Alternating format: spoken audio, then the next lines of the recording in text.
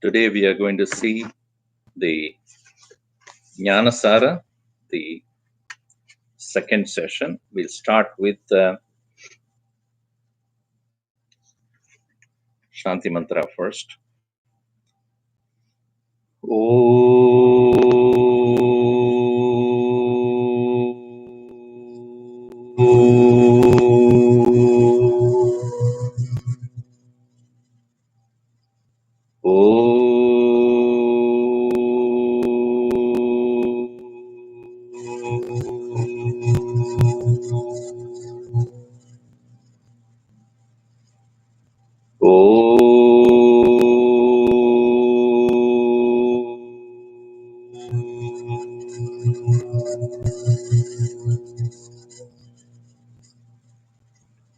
Om Sahana Bhavatu Sahanau Bhunaktu Sahaviryam Karavavahai Tejasvinabadhitamastu ma vidvishavahai.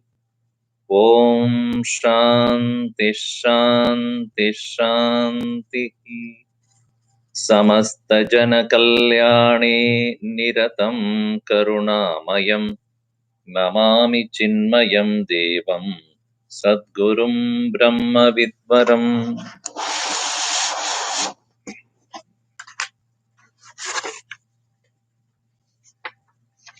We'll begin with the invocation words here. Aradyam Paramam Ramam Natva Bhaktya Cha Sadgurum Jnanasaram Pravakshyami Swatmanishtaika Siddhaye. In the first and the invocation prayer that was offered by Puja Guruji to the most worshipful Sri Rama and also to Sadguru. Paramam Aradyam Ramam Bhaktya Natva Sadgurum Cha. What is that this prayer is for? Jnanasaram Pravakshyami. After that, I will speak about this essence of knowledge.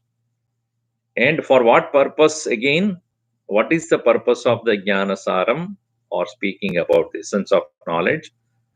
Swatma Nishta Eka Siddhaye, for the sake of abidance in that Swatmanishta, one's own self. And the first and foremost verse, he spoke about the problem. If you go to the doctor also, first thing he will ask is, all fine. If you are all fine, then you won't come to me. So, what is the problem? There is bondage. And what is bondage? Dehatma bhavaha vishayeshu raga kartrutva bhavascha tateva karmasu satyatva buddhihi jagadiha yasya sayeva baddha purushascha dukhi. Dukhi purushaha baddha. A bound person who is indeed sorrowful. And why is he sorrowful? Because he made a mistake. What mistake? Dehatma bhavaha, idea of or notion of aham deha, मैं देह हूँ, I am only the body, and because of which vishayeshu ragaha, there is great attraction towards objects of pleasure. And for that sake he has to work. Kartrutva bhavascha tateva karmasu. Then he is working in this world with that attitude that I have to work and I have to get the result. Out of the result, I will get joyful, objects of joy. And because of that possession of objects of joy, I will be happy. Where do you work? In this world. So the world is real. Satyatva buddhihi jagadiha yasya, one who has the feeling of reality about the world, one who is working with the idea that I am working, one who has a feeling that I need to possess the objects of pleasure, and because it is going to give me the body the happiness. Such a person is baddha dukhi. And as we saw, that the moksha is coming out of this misconception of, or the notion that this physical body alone is real. And also, one come to realize that how much our objects I possess, how much our money that I will may probably own, still there are enough people in this world that in spite of all the comforts and joys that they have got, still miserable. Prapta maya lokamanya prasiddhi bhogo vibhuktascha danam tatahi labdam sukam naiva maya kadapi muktim yavancham mumukshu. Lokamanya prasiddhihi maya prapta. I have gained a great amount of celebrity status, name, fame, etc. Bhuktascha, bhogobi. Even I have enjoyed many different things. Dhanam cha, and also the wealth, how much ever I want. Labdam sukam naiva. But maya labdam na sukam. I am not really happy. What I want is kadabi maya sukam na labdam. Therefore, muktim vanchami, I want liberation, freedom, and aduna mumukshu. Therefore, now a person ready for liberation. And in this also we saw there are four kinds of people. What is that? Four kinds of mumukshus who are seeking for liberation. Atimanda, Manda, Madhyama, and Tivra. In that, Atimanda is one who does not put any effort to get liberated. If liberation you want to give me, you will go to your guru and say, "Aapko dena hai to de do." Aapko, if you have so much of urge to give me liberation and you cannot, you are looking for somebody to give, then give it to me. I am not going to put any effort to get that liberation. Such a person is called Atimanda Mumukshu. One is the lowest level of very dull Mumukshu. We have to find out which category we belong to. Okay. Then a little better than him is Manda Mumukshu. Manda Mumukhu is that one who says, ah, yeah, I need liberation, मोक्ष भी चाहिए, so after retirement के बाद में देखेंगे, अभी तो इतना जरूरी क्या है? I'm not in a hurry. Now, after retirement, when I have nothing else to do, finish my professional duty work and then responsibilities are over. अच्छा, देखेंगे, we'll see if it is when I'm 70 years, then at that time maybe I have time for that. This kind of a postponing the greatest goal of life postponed towards the end of life. Such a person is called Manda Mumukshu. Is better than the previous one. He says that I would not put any effort. But this fellow says, I will put effort, but not now. Later on, when I'm very young, Swamiji. I'm only 70.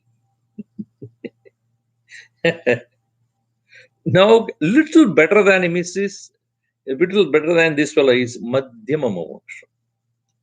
Madhyama Mumukshu is, yes, I feel suffocating out of this samsara, change, and joys and sorrows and failure and this and that. I have understood they are all temporary, but I want to come out of all these things as quickly as possible. And I will put effort, whatever needs. Swamiji, what do I need to do? I need to do meditation, I will do it. And you want me to do some japa, I will do it. You want me to go to pilgrimage, I will do it. I will do it. So he puts efforts, all right, but not intensity is not there. Mujhe chahiye abhi. Now, that kind of a tivrata is not there. So, the first category, the best category is Tivra Mumukshu. One who says, I want this for sure right now.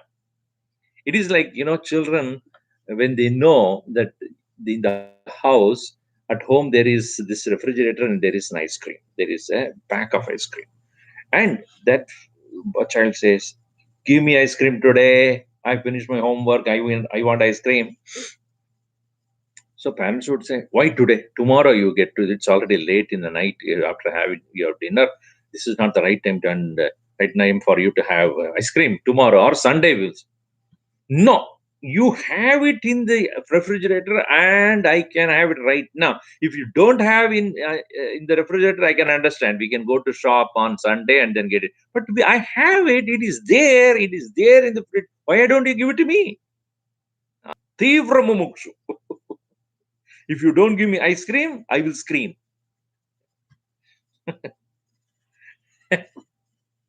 So this tivra mumukshu, this kind of a tivrata should be there. But and also a tivra mumukshu knows that the happiness that I'm seeking is already there. Nobody needs to give it to me. I already know that it is there. It is, I'm not paying attention. I'm not putting an effort to realize that. So I have to do it right now. I cannot stand this bondage. I cannot go on suffering like this. I need to get out of it. As though the hair is on fire. That kind of a tivrata. So we have to find out which category we belong to. I think we most of the belong to Atimanda. हाँ हाँ हाँ आपको गुरु के पास जाके आपको देना है मोक्ष दे दो I am here for you if you are so much in a hurry to give to me give me whether I want it or not is secondary you want to give me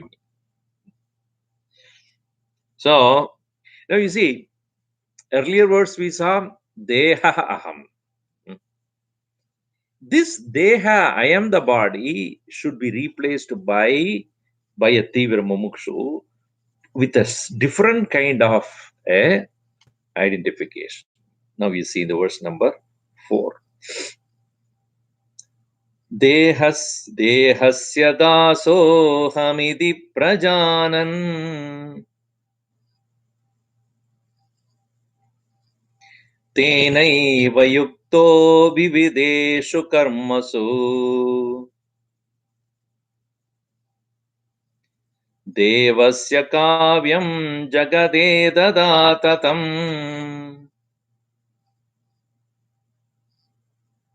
Ashyan sada karma karoti sadakah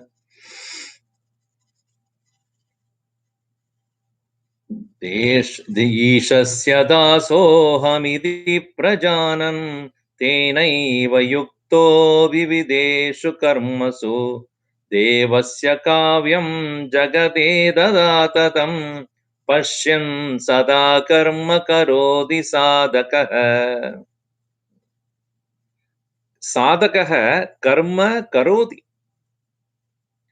a sadhak, a seeker continues to engage in action in this world. It's not running away from it, not running away from responsibilities, definitely not.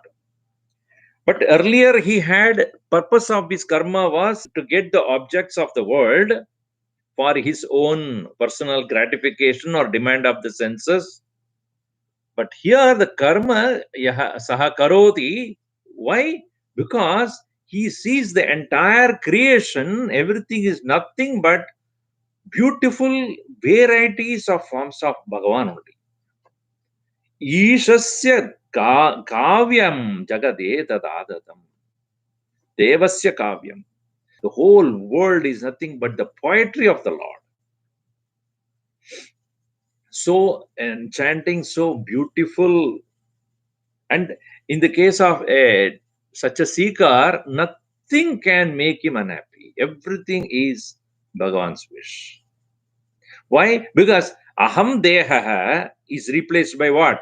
Aham dasaha. That's such a beautiful thing. मैं देह हूं ऐसा नहीं है ये देह मैं ये who am I then? Who am I? If you ask a bhakta, a devotee, or a true seeker, who are you? You'll say मैं दास हूं किसका ईशस्य दासोऽहमिति प्रजानन् one who is knowing that one's own being is nothing but the servant of the Lord. A servant is one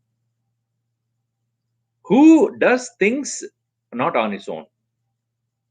A servant is one who is representing the Lord. I mean, representing his boss, for example. Let us say that I am a sales representative of a company and I am going to meet a client on behalf of my company, which I work for. Now, what do my not credit visiting God would say? Sales manager, so ABC company. Isn't it? So, as far as the client is concerned, I am who? Not husband of my wife, not child, I mean, parent of my children, not the son of my parents, not a neighbor of my neighbor, not a friend of my friend, not a brother of my brother or sister. I am who? Representing ABC and company. And when I'm dealing with him, also, I deal with him only as what? Sales manager of ABC and company. Right? The same way, a seeker should be representing Bhagavan, the Lord. I am Lord's servant here. Look at Hanumanji. That's the best example. Until the time when he met Ram, he was a minister of Sugriva, who's a Darpok, who's running for life. So, and he was just a minister of Sugriva. After meeting Ram and gaining his confidence, and when he went to meet Sita, when he stood in front of Ravana, what did he say? Did he say that I'm minister of Sugriva? No, I am Duta of the Lord. Rama Duto. I am the messenger of the Lord. Such a strength, such a joy, such a power, and such a confidence. So a seeker should always maintain this thought. I am representing the Lord.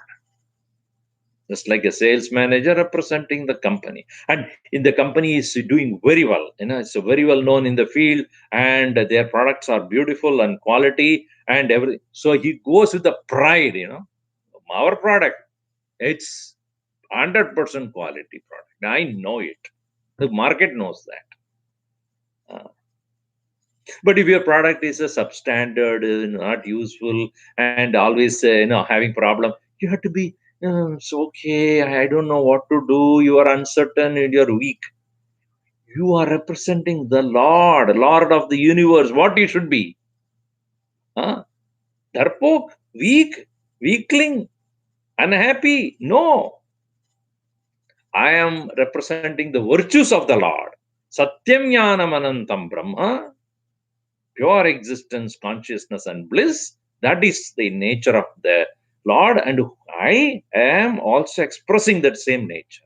Main das hu Bhagavan. So, Ishasya dasoham iti prajanan tenaiva yuktaha. With that understanding alone, vivideshu karmasu, engaging in various kinds of activities. Domestic, social, personal, professional, in all activities, there is a background of that awareness. May Bhagavan Tedaso. Thy will be done, thy will be done. Not mine, not mine. And look at this world. The Bhagavan has created for me to explore. One is he won't run away from the world. He engages in with such a joy, engage in all actions with great amount of enthusiasm. Why? I am playing in the field God created for me. Devasya kavyah, devasya kavyam, jagat edat atatam. It is nothing but a spread of the Lord's play here. So with that understanding, what does he do? Sada karmasu, karmani karodi sadhaka. One who is ever engaged in various activities that come to him for him to accomplish and complete, and therefore he has absolutely no doubt that Lord's creation and I am also Lord's representative. But while thus working in this world, karma is such a thing that you cannot renounce karma. People say that, Swamiji, Is it not that Hinduism or Vedanta talks about giving up karma? How long one should go do the karma? Is it not that it is prescribed here that he should engage in karma? How long? Until the life, until the death, one has to engage in action. Now, this is very important for us to understand. You cannot renounce karma. What do you mean? You cannot renounce karma? No. Karma should renounce you. You understand this? You cannot give up work. Work should be giving you up. That is called true maturity and wisdom. See, you giving up work, the people do say that, oh, I gave up this, I gave up that. Most of the time, the giving up is due to some bitterness or giving up due to some kind of failure, giving up due to fear. Like in the case of Arjuna, who was standing in the battlefield and he says, I don't want to fight. Do you think that what kind of a renunciation is that? I don't want to fight there in Arjuna's case. What he was afraid? He was afraid of the result of action. That I will be later on told, will be told in the story history that I, the one who killed my own cousins, I, the one who killed my own gurus, I, the one who is ruling the kingdom in the blood of my own relatives. I don't want that kind of a name. I don't want to fight. Also, I'm not sure whether we will win or they will win because they are more in number, we are less in number. Fear, uncertainty, not sure. Then he turned very bitter, angry, upset, and then depressed. Do you consider that kind of a giving up as a sannyas? Your child, when it is only 2 or 3 years old, playing with the teddy bear and this and that, engage in playing with all that for a long time, and slowly you take that child to the nearest, play school, or then kindergarten, and so slowly the child starts to learn A for apple, B for box, and all that ABC, and then all those things. Slowly, when the child start to engage in learning language or learning math or learning the other things, it playtime with the teddy bear and other things will be reduced.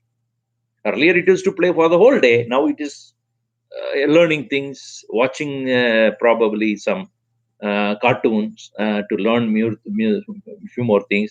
And as the child starts to grow, it's giving up of the teddy bear and all other small games with the small kids would play. It naturally happens. Why? Priorities have changed. Needs have changed.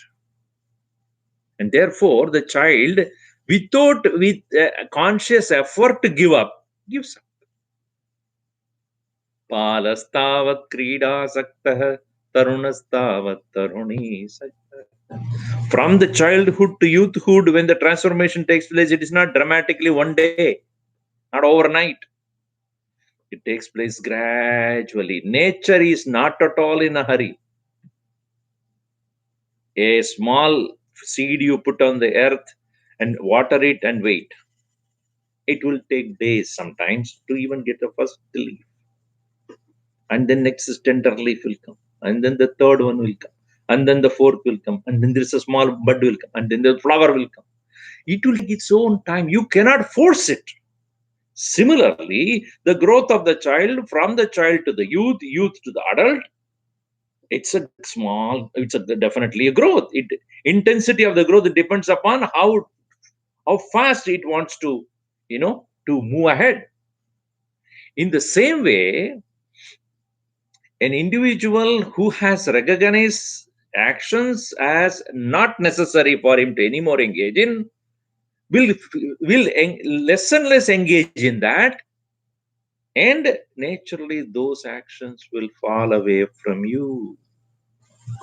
You don't need to give up. Giving up takes place. Just like when you go to sleep, you are throwing away the world. No, world is there. You are not interested. When your physical body is tired, mind is tired, you close your eyes and slowly, slowly, slowly. I want to sleep. I want to sleep. I want to sleep. Go. You are not consciously let the world. I'm going to shut up the world. I don't want to see anything. I don't want to hear anything. I don't want to listen to it. So you are not just forcing yourself to quit, but because your priority is what? Rest. I want rest. So naturally, the whole thing will withdraw from you. In the same way, as one starts to engage in this world as Ishasya dasaha aham, I am the servant of the Lord, iti prajanan, thus knowing this, engaging in karmas, karmasu yuktaha, iti prajanan teneva yuktaha karmasu, then is devasya kavyam jagade tadadatam. This whole world is nothing but the beautiful poetry of the Lord. Karma karodi sadhakaha, he engages in action. But then, when the actions are seen to be nothing but then a worshipful surrender to the Lord, offering to the Lord, slowly, slowly, his mind is quiet. When the mind has become quiet, the basic questions will start. Beautiful question. Who am I? Who am I? Where have I come from? What is this world?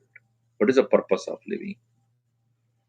There's a Koham kutoham kimidam cha vishwam kam pujayanti janascha devam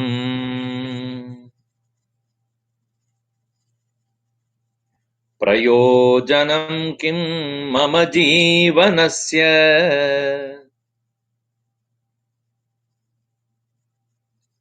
जिज्ञासुरेवं विचिनोति नित्यम्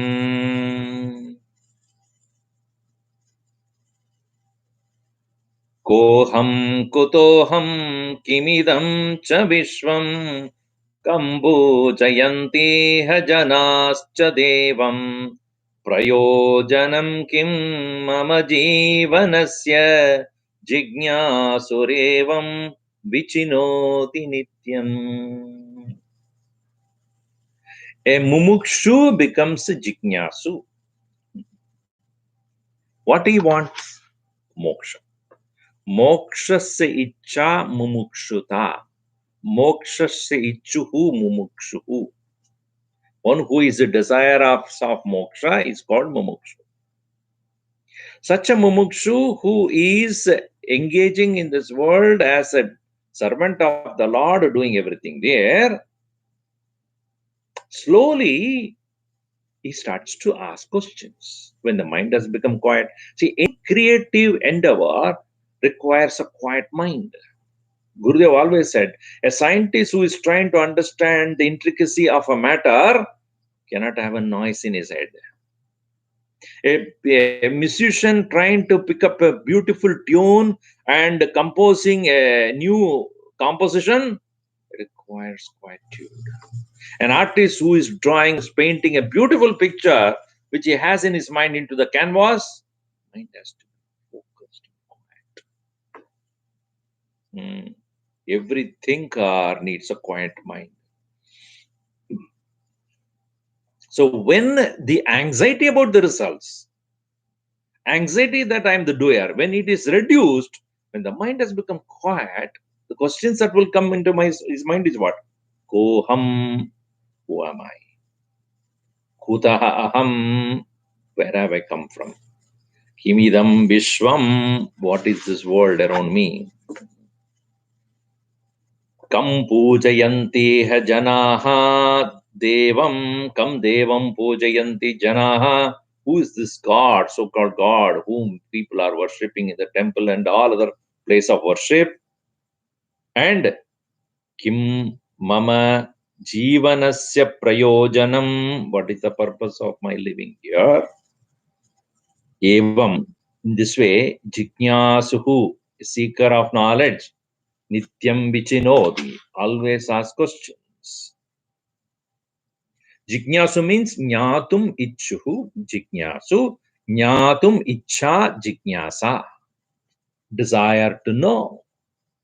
From desire to liberate comes the desire to know. See, the thing is, if I say I am bound in this world, bound by what? Bound by this world of change, birth and death, joys and sorrows. And I cannot stop joy, I cannot stop sorrow, I cannot stop happiness, I cannot stop misery, I cannot stop success or failure. I know that these are all beyond my control. All right. Whether I should suffer these dualities of life or not, is it my choice or not? It is my choice. All right. If it is not, if it is my choice, why am I not making that choice? So question is not how do I get out of the world? First of all, is the bondage true or it is illusory? For which I need to know who am I and why am I here? See, interesting thing is Ramana Maharshi, when he very vehemently or emphatically taught who am I as a line of thinking, he says that is the direct path, straight path, arjava marga, straight path. What is that? Ask this question, koham. If you have, let us say somebody had behaved wrongly or done something wrong or something which is unpleasant, said something unpleasant, you become very upset and angry. At that time of anger, when you have the thought that this is unfair, this is the, at that point, koham, this anger hurts me. Who is it hurting? Me. Who is this me? Me, the one who is being hurt. But who is this me? The one who is getting hurt is the identifying ego. If somebody does not respect me and I feel upset about that, the upset is because I want respect, isn't it? I am looking for respect from you and you are not giving me. So my expectation from you it's changed or it is converted into disappointment. I mean, let us say that you may be a best of the person in your field, whichever be the field you are expert. You are an expert in that field, right? And everybody knows the city about you. All right. You go to another country or a village side where there are people who are not even illiterate, and they are just doing that. And when you go there, they don't know you and they don't even care who you are. Would you feel disrespected? How dare these people don't do anything and don't do namaskar to me, do say anything? This is your stupidity. You expecting from others, and when you don't get it, who is getting hurt? The expecting individual, who is called ego. Are you the one? Are you that ego? Are you that momentary one which is demanding attention? Or you are the permanent self which is always ever blissful one? Which one is you? Choose yourself. If I choose to be the ego, I can be hurt anytime and every time. If I choose to understand that I am not the ego, I am the self, no one can hurt me. As Gurudev would say, no one can make you unhappiness unless you allow it. Nobody can make you unhappy unless you allow it. You choose. So the question is, Koham, who am I? That question, if it is very strongly held in our heart and not once in a while, all the time, Nityam vichinodi jignasu. That's why. Evam jignasu nityam vichinodi. Always he's asking this question to himself. Koham Who am I? And then from where I have I come from? Uh, Kutaha aham? Kimidam Vishwam? What is this word? Kam Devam Janaha Pujayanti Iha. Who is this God people are worshipping? It can be Rama, it can be Krishna, it can be Shiva, it can be Hanuman, whatever it is. But this God whom they are worshipping, who is this God? Why are they worshipping? Kim prayojanam mama jivanasya? What is the very purpose of my own living here in this world? Iti evam jiknyasuhu sada vichinoti, continuously inquiring upon. And this inquiry should be following the logic and methodology provided by Vedanta, not on your own. See, this question, who am I, should never be answered. The moment you answer, you stop the question. This question should continue and should not be there any answer to this. Don't conclude, oh, koham, aham atma. See, even though you find a temporary relief from your anger by saying to yourself, aham atma, it doesn't assure you that you will not get upset again. It is like escaping from a problem by going away from the problem to another room. I don't want to meet him. Let me go to another room. So I don't meet him. Is that a solution? Tomorrow you will come that side also. Or within no time you will knock at the door and come back again. Then what will you do? If it is an outsider, Gurudev used to say, if it is an outsider, you can get rid of it. If it is inside you, what will you do? You may not be hurt by this person, and another person may hurt you. That question should be constantly kept in mind. Koham, koham, koham. Who am I? Who am I? Who am I? And when you find that by asking that question, you are able to get rid of the uh, immediate suffering of that situation. Again, I want to make sure that you understand. It is not only during unpleasant situation you ask this question. Even in pleasant situation, you ask the same question. Even this will pass away. ये भी बदल जाएगा. इदम अभिध्रुवम संविलीयते. ये भी बदल जाएगा sometime. It will also go away. Nothing remains the same. Everything is undergoing change. You as a body, you as the mind, you as an intellect, you as a person, as much as you change, you are also changing, and the world around you also constantly changing. Change is a changeless truth, constant. Is it not that morning you wake up and look at the window, which is facing the sun, eastern side, and the facing sun, beautiful sunlight is coming, and then you are busy with your work, and again after some 2-3 hours you look at it, sun is not there, sun is somewhere else, disappeared from your horizon, it has gone up there.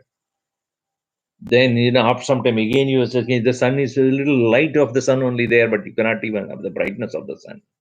And furthermore, a few more hours, slowly this darkness envelops, and only darkness, there is no sun. Every day it is happening. Badalna, change is the nature of all things. Dinayaminyo sayam pradaha shishira vasanta punarayadaha kalaha kridati gacchati ayuhu tatavina munchati ashavayu. Bhaja govindam, bhaja govindam, govindam bhaja mudhamate.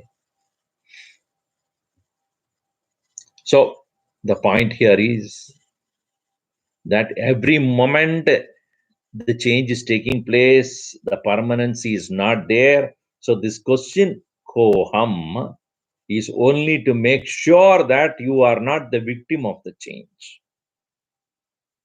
But then when you give an answer to it, you stop inquiry, which should not be done. From where did I come from? One cannot say that I came from My parents. My parents gave you only the body. Where are you from? Oh, I came from the previous birth. Previous birth of, and then what about the previous birth brothers and sisters and parents and friends? What happened to them? Where are they? Oh, I forgot. Good, you forgot. See, you may. Why do you say that you are a human being? You might have been a crocodile previous birth. Then, if you are a crocodile in the previous birth, then who is your father and mother at that birth in that time? Are a crocodile. Go to the nearest pond and look for them. Where is my mother? Where is my father?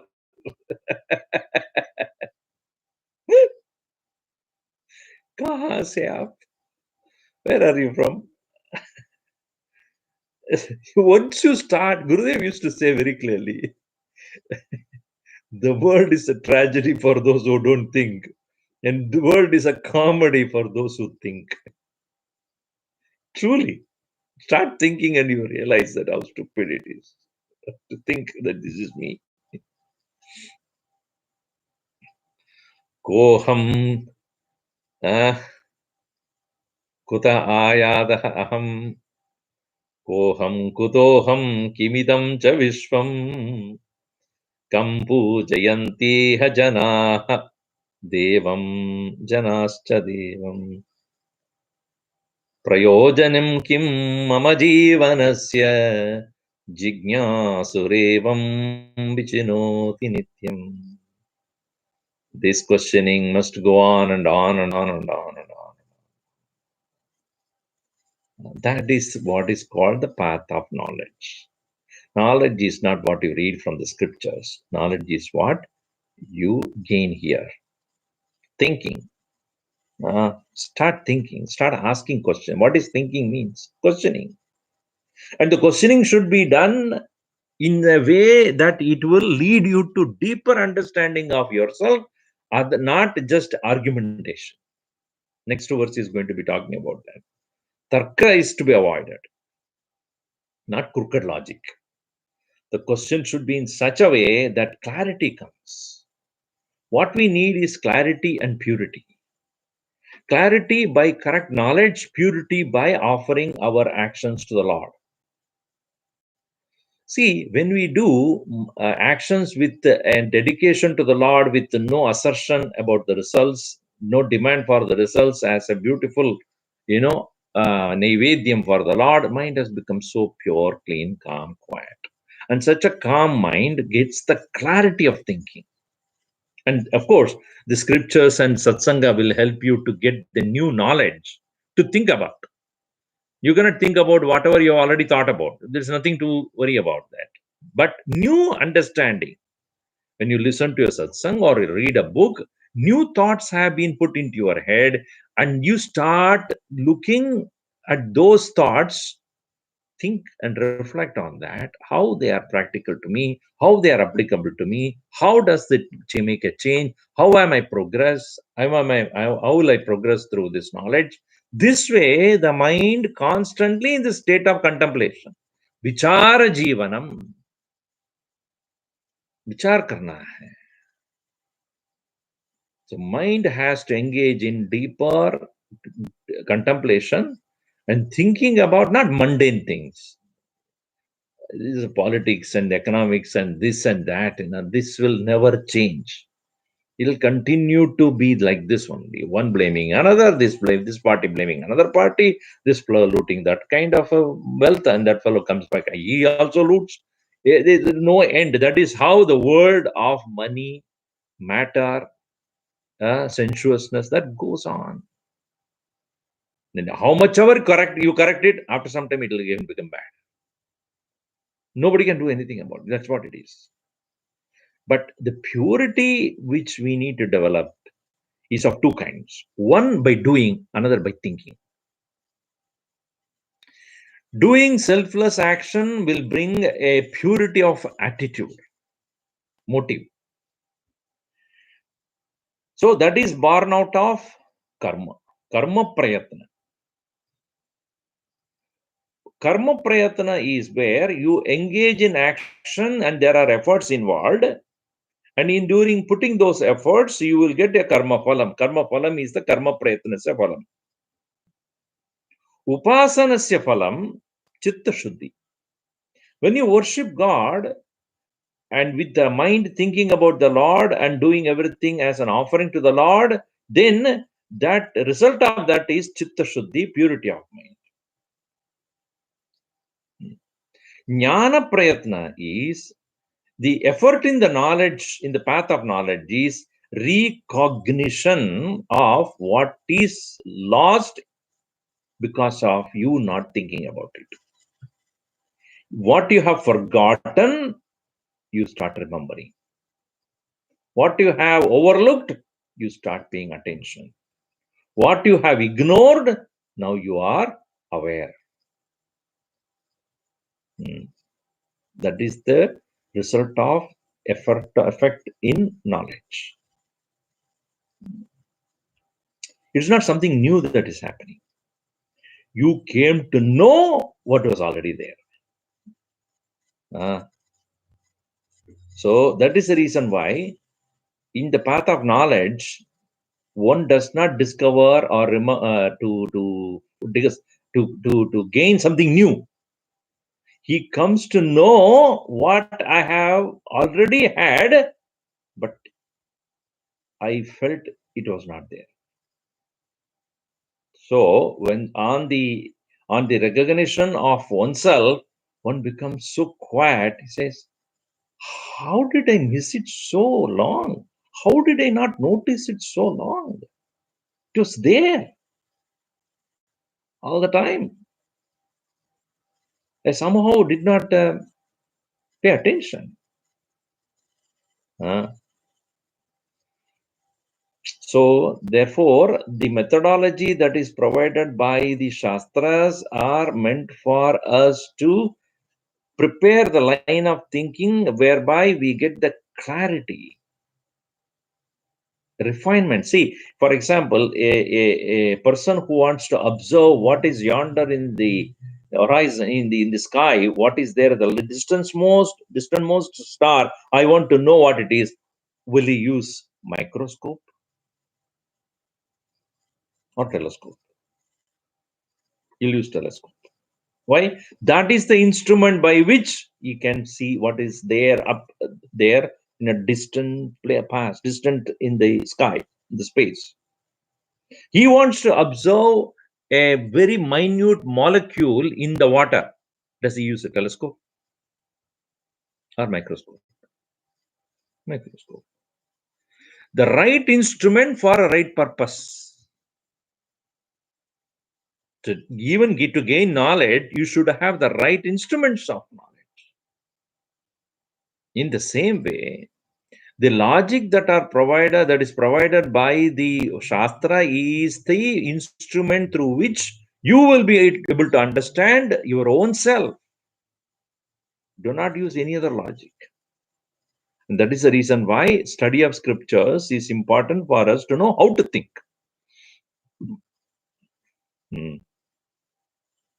The teacher's, the guru's job is to make sure that the line of thinking the student takes it upon to know the truth is right. He guides in that. Again, this is not the way to think. This is the way to think. Once the student has got the right tools of thinking, guru's job is over because he will know. Eventually, he will know it. Thus, therefore, this beautiful text we will take up a little more next week. Okay.